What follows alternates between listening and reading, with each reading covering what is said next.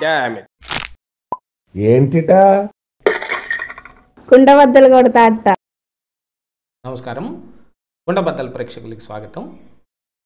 జగన్మోహన్ రెడ్డి చెయ్యలేని దాన్ని లోకేష్ చేసి చూపించాడు. ప్రస్తుతం 2 తెలుగు రాష్ట్రాల్లో యువ నాయకత్వంలో ఉన్న ఈ నాయకులు మొత్తం జాతీయ స్థాయి రాజకీయాలకి మొత్తం దూరంగానే ఉన్నారు. కానీ లోకేష్ జాతీయ స్థాయి రాజకీయాలకు ఎదిగి బీహార్లో నిన్న ప్రచారానికి వెళ్ళాడు. ఆ ప్రచారం వెనక కూడా ఒక ఉద్దేశం ఉంది, ఒక పరమార్థం ఉంది అనేది కూడా ఇప్పుడు బయటకు వస్తున్న వార్తలు. అసలు లోకేష్ బీహార్ యాత్ర వెనకున్న అసలు రహస్యం ఏమిటి, అందులో లోకేష్ యొక్క ప్రాముఖ్యతని బీజేపీ ఎందుకు అంతలావును గుర్తించి ఆయన తీసుకువెళ్ళవలసి వచ్చింది, లోకేష్ అక్కడికి వెళ్ళి ఏం చేశాడు, జగన్మోహన్ రెడ్డిని ఇలా ఎందుకు చేసుకోలేకపోయారు, ఇలా ఎందుకు ఉపయోగించుకోలేకపోయింది బీజేపీ అనేది ఈ వీడియోలో నేను మీకు పూర్తిగా వివరించే ప్రయత్నం చేస్తాను. వీడియో నచ్చితే కనుక ఖచ్చితంగా లైక్ చేయండి, ఇంకా 10 మందికి షేర్ చేయండి. బీహార్లో జరుగుతున్న ఎన్నికల్లో ప్రచారంలో పాల్గొనడానికి నారా లోకేష్ ఇక్కడి నుంచి బీహార్ వెళ్ళాడు. ఎందుకంటే ఎన్డీఏలో వీళ్ళు కూడా భాగస్వామిగా ఉన్నారు కాబట్టి, బీహార్లో కూడా ఎన్డీఏలో ఈ నితీష్ కుమార్ ఈ పార్టీలందరూ కలిసి పోటీ చేస్తూ ఉన్నారు కాబట్టి వీళ్ళ యొక్క ప్రచారాన్ని అక్కడున్న తెలుగు పీపుల్ని కొంచెం ఆకట్టుకోవడానికి ఇక్కడి నుంచి కూడా నాయకుల్ని తీసుకెళ్లే ఆవశ్యకత కొంచెం ఉండొచ్చు. దాన్ని గతంలో ఎప్పుడు మరి బీజేపీ వాడుకోలేదే. ఎందుకంటే గతంలో కూడా బీజేపీ చాలాసార్లు ఇలాగా కూటమితోనే అధికారంలో ఉంది. అయినప్పటికీ కూడా ఇప్పుడు ఒక ప్రత్యేకమైన పరిస్థితులు వచ్చాయి. దానికి గాను ఇప్పుడు ఆంధ్రప్రదేశ్ రాష్ట్రం నుంచి జాతీయ స్థాయి రాజకీయాల్లో ప్రాబల్యం పెంచుకోవటానికి ప్రయత్నం చేస్తున్న లోకేష్ని మోడీ కానీ అమిత్ షా కానీ గట్టిగా పట్టుకున్నారు.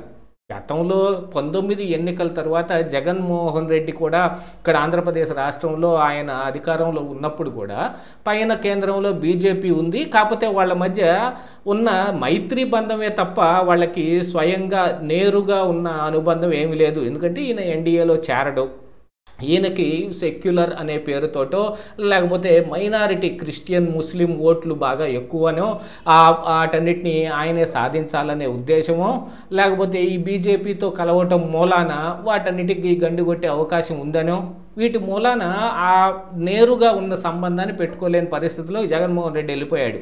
కానీ అండర్ కరెంటుగా ఆయన కేసుల కోసం కానీ ఆయన ఉపయోగాల కోసం కానీ కేంద్రంలో ఉన్న పెద్దలు ఆ రోజుకి వాళ్లకున్న ఉపయోగాల్ని తీర్చడానికి కూడా జగన్మోహన్ రెడ్డి కొంత ఉపయోగపడ్డాడు అనే ఒక ప్రచారం కూడా ఉన్నప్పటికీ జగన్మోహన్ రెడ్డి కేవలం ఆంధ్రప్రదేశ్ రాష్ట్రానికే పరిమితం అయిపోయాడు.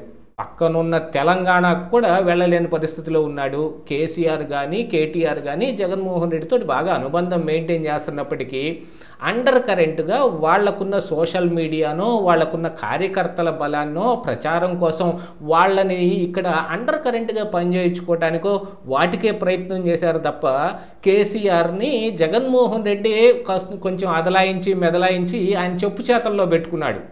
అంటే జగన్మోహన్ రెడ్డి ఇక్కడ కేసీఆర్ తోటి కలిసి ఉన్నప్పటికీ కేసీఆర్ జాతీయ రాజకీయాలకు వెళ్తాను నేను అని చెబుతున్నా జగన్మోహన్ రెడ్డి నేను తీసుకెళ్ళలేదు.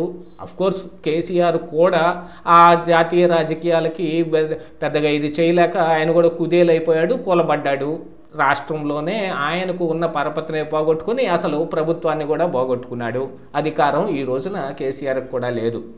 కాకపోతే ఇక్కడ ఆంధ్రప్రదేశ్ రాష్ట్రంలోకి వచ్చేటప్పటికి చంద్రబాబు నాయుడు గతంలో చాలా కాలం కిందటి నుంచి అసలు టీడీపీ పుట్టిన దగ్గర నుంచే జాతీయ రాజకీయాల్లో కూడా వీళ్ళ ప్రభావం ఎక్కువగా కనబడుతోంది. అలనాడు ఎన్టీఆర్ అయినప్పటికీ, ఆ తర్వాత చంద్రబాబు నాయుడు అయినప్పటికీ, నెక్స్ట్ తరం ఇప్పుడు కొత్త తరం లోకేష్ శకం వచ్చేటప్పటికి కూడా జాతీయ రాజకీయాల మీద కనీసంలో పట్టు ఉండటం కానీ ఆ జాతీయ స్థాయిలో మన రాష్ట్రం నుంచి యువ నాయకులు బాగా ప్రభావం చూపించడం కానీ చాలా అవసరం ఈ రోజున రాష్ట్రానికి. ఎందుకంటే కేంద్రం ఎప్పుడైనా సరే మనల్ని ఇలాగనే అనగదొక్కేయటానికో లేకపోతే నెట్ట నిలువున వదిలేస్తే మనం ఎక్కడికి వెళ్ళలేని పరిస్థితులకు వెళ్ళిపోయి జగన్మోహన్ రెడ్డి లాగా అలాగనే కూర్చోకూడదు కదా. అందుకోసం అని చెప్పేసి ఇప్పుడు యువ నాయకత్వం కూడా జాతీయ స్థాయి రాజకీయాల మీద కొంచెం ఉత్సుకత చూపించడం అవసరం. కానీ జగన్మోహన్ రెడ్డి ఆ పని చేయలేకపోయాడు. కాకపోతే జగన్మోహన్ రెడ్డి కూటమి అధికారంలోకి వచ్చిన కొత్తల్లో జంతర్ మంతర్లో చిన్న డ్రామా కట్టి మా వైసీపీ కార్యకర్తల మొత్తాన్ని ఇక్కడ అనవసరమైన కేసులు పెడుతున్నారు, వాళ్ళని చంపేసేదాకా వెళ్ళిపోతున్నారని ఆయన ఒక డ్రామా కట్టడానికి జంతర్ మంతర్ వెళ్ళాడు. ఆ రోజున ప్రశాంత్ కిషోర్ లాంటి వాళ్ళందరినీ వాడుకొని అఖిలేష్ యాదవ్నో లేకపోతే మమతా బెనర్జీకి సంబంధించిన పార్టీ నాయకులనో లేకపోతే ఇక్కడ మహారాష్ట్రలో నుంచి కొంతమంది లోకల్ నాయకులనో వాళ్ళని తెప్పించుకోగలిగాడు తప్ప పెద్ద స్థాయి నాయకులు ఎవరు రాలేదు. అదే చంద్రబాబు నాయుడు అరెస్టు అయినప్పుడు మాత్రం జాతీయ స్థాయిలో ప్రతి ఒక్కళ్ళు స్పందించాల్సిన ఆవశ్యకత ఏర్పడింది ఆ రోజున. అది జాతీయ రాజకీయాలకు ఉండే ఒక ప్రాముఖ్యత. అలాంటి ప్రాముఖ్యత ప్రాంతీయ పార్టీకి రాలేదనుకోండి, కానీ జాతీయ స్థాయిలో మనల్ని ఎవరు గుర్తించరు. వాళ్ళు ఏముందిలే మనతో కలవకపోతే వాళ్ళు గుండు సున్నానే అని వాళ్ళు భావించారు అంటే కనుక ఖచ్చితంగా మనకి చేయవలసిన పనులు ఏం చేయరు, మనల్ని అదరాయించి బెదరాయించే పరిస్థితుల్లోనే జాతీయ స్థాయి పార్టీలన్నీ కూడా వ్యవహరిస్తాయి. అలాంటిది ఇప్పుడు లోకేష్ ఎస్పెషల్లీ బీహార్ వెళ్ళి అక్కడ అది కూడా ప్రచారం ముగుస్తున్న చివరి సమయంలో వెళ్ళి ఆడ కొంత ప్రచారం చేసినప్పటికీ అండర్ కరెంట్గా మరొక పని కూడా చేయడానికి వెళ్ళాడనేది కూడా ఒక వార్త వినిపిస్తోంది. ఎందుకంటే అక్కడ బీజేపీ నితీష్ కుమార్ కలిసి ఉన్నప్పటికీ నితీష్ కుమార్ కొంచెం ఎడముఖం పెడముఖంగా ఉంటూ ఉన్నాడు. తనని ఇంకా సీఎం క్యాండిడేట్గా అనౌన్స్ చేయని కారణానికి ఆయన కొన్ని రకాలుగా గరంగా ఉన్నాడు అనే వార్త తెలుసుకున్న తర్వాతనో లేకపోతే బీజేపీ ఇలాగనే ముందుకి సాగిపోయిన తర్వాత ఎన్నికలు అయిపోయిన తర్వాత ఒకవేళ ఎక్కువ సీట్లు వాళ్ళకే వస్తే కనుక బీజేపీ నుంచే సీఎం అభ్యర్థి ఉంటాడని వాళ్ళు మంకుపట్టు కూర్చునేదానికి మరి నితీష్ కుమార్ యొక్క ఇది చెల్లకుండా పోతుంది కదా అక్కడ. అందుకని ఆయన కొంచెం ఎడముఖం పెడముఖంగా ఉంటే ఆయన్ని సర్ది చెప్పటానికి ఇక్కడ నుంచి లోకేష్ని తీసుకువెళ్లాల్సిన పరిస్థితి ఈరోజు బీజేపీకి వచ్చింది అనేది. యాక్చువల్గా లోకేష్ కంటే కూడా చంద్రబాబు నాయుడు వెళ్ళుంటే ఆ పరిస్థితి బాగా ఇంకా చక్కగా ఉండేది. కానీ చంద్రబాబు నాయుడు ఇప్పుడు ఈ టీడీపీని మొత్తం లోకేష్ చేతుల్లో పెట్టాల్సిన ఆవశ్యకత ఉంది కదా ఏ రోజుకైనా. అలాంటిది ఇప్పుడు యువ నాయకత్వం నేర్చుకుంటూ అక్కడికి వెళ్ళి పక్కన వాళ్ళతోటి మాట్లాడి ఒప్పించగలిగే స్థాయికి వచ్చారు అని అంటే వాళ్ళ ప్రతిభ ఏమిటనేది బయటపడుతుంది. అదే జగన్మోహన్ రెడ్డి వెళ్తే ఏం మాట్లాడతాడు ఏం మాట్లాడలేదు ఎవరికి తెలిసేదేం కాదు.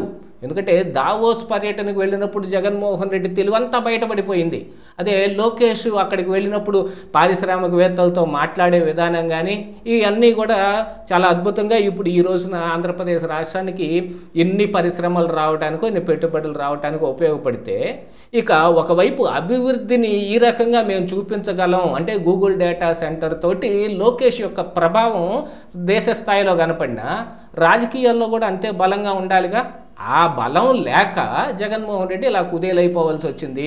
బీజేపీ నెట్ట నిలువున వదిలేస్తే జగన్మోహన్ రెడ్డి 11 సీట్లు పడిపోయే అంత అగత్యం పట్టింది కదా. అందుకని జాతీయ రాజకీయాల మీద కూడా హోల్డ్ ఎంతసేపు మనకి ఉంటుందో అంతకాలం వాళ్ళు మనల్ని నెత్తిన పెట్టుకుంటారు, మనం అడిగిన పనల్లా చేసి పెడతారు. ఇప్పుడు లోకేష్ ఖచ్చితంగా ఈ బీహార్ వెళ్ళి చేసిన ఈ పనికి ఆంధ్ర రాష్ట్రానికి ఉపయోగం, అలాగనే ఆ టీడీపీ పార్టీకి కూడా ఉపయోగంగా ఉంటుంది కాబట్టి లోకేష్ ఇంత పని చేశాడు. అదే జగన్మోహన్ రెడ్డి అయితే ఏం చేసేవాడు ఎవరికి తెలియదు. ఇదే రోజు కుండబద్దలు.